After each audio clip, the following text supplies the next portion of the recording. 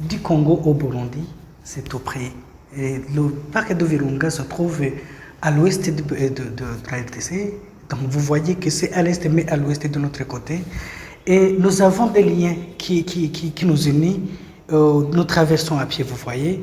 Mais je pense que les conséquences qui peuvent provenir de cette extraction, de cette exploitation de ce pétrole, peuvent aussi se répercuter sur le Burundi. Les déchets qui vont provenir ou qui vont être extraits de cette exploitation vont aussi avoir un impact très significatif via les lacs, les eaux qui traversent le parc mais qui se déversent dans des grands lacs que nous bénéficions aussi, vous savez. Ça va aussi avoir un impact parce que de toute façon, la terre va être aride. Et on ne sait pas à quel kilomètre ça va se projeter. Et ça va aussi traverser le Burundi, pourquoi pas. Encore une fois, vous voyez que ces spéculations liées à l'exploitation naturelle engendrent des conflits. Alors, je vais d'abord parler du slogan du mouvement des Focolari, c'est que tout soit un.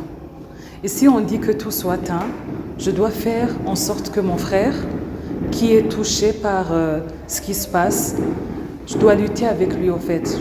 Il y a la fondatrice du mouvement des Focolari qui dit se faire un avec la douleur de l'autre. C'est pourquoi nous aussi, on est appelés vraiment à être actifs aujourd'hui, à lutter pour l'environnement, pour la protection de l'environnement. Là, je dois parler aussi de... On n'est plus là. On n'est plus là à nous taire parce qu'on sait qu'il y a vraiment cette dette environnementale.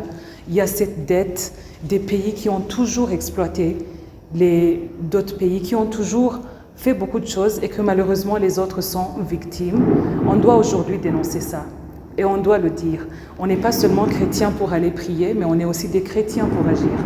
On est des personnes qui maintenant sont en action afin que le monde soit uni, mais soit uni aussi dans un monde qui soit équitable et qui soit bien pour tout le monde, sans vraiment vous parler beaucoup. Je crois que c'est ça. Alors c'est pourquoi, en tant que membre du mouvement des Focolari, je me sens vraiment engagée à lutter pour la protection de l'environnement et aussi à lutter pour la protection du parc de Virunga. Merci.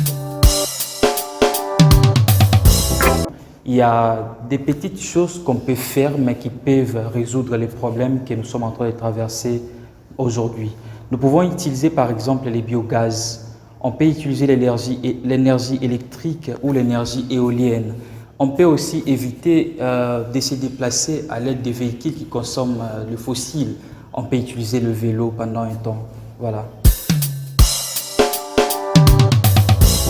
Et nous sommes au courant de ce qui se passe au Congo. Il y a 2 milliers de militants, des personnes armées qui sont là, mais qui sont à la recherche de ces êtres-là, dont on ignore.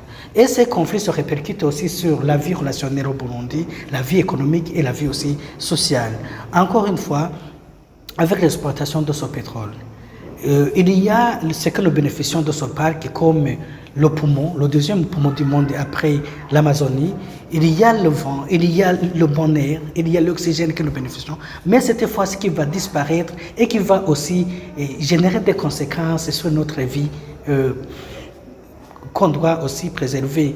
Donc, dire du parc de Virunga étant burundais, ce n'est pas une erreur et ce n'est pas aussi de l'utopie. C'est une lutte parce que ça vaut la peine, d'une manière ou d'une autre. Si quelqu'un du Congo est touché, si quelqu'un du Congo est blessé d'une manière ou d'une autre, nous sommes aussi blessés et nous sommes aussi concernés. Donc, étant burundais et lutter contre cette exploitation, je pense que c'est une lutte parce qu'après le Congo, pourquoi ne pas le Burundi après?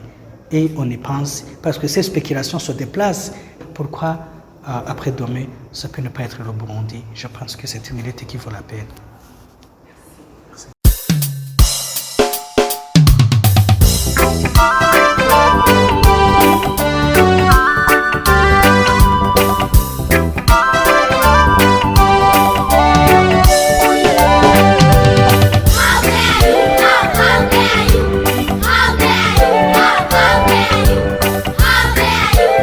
How dare you?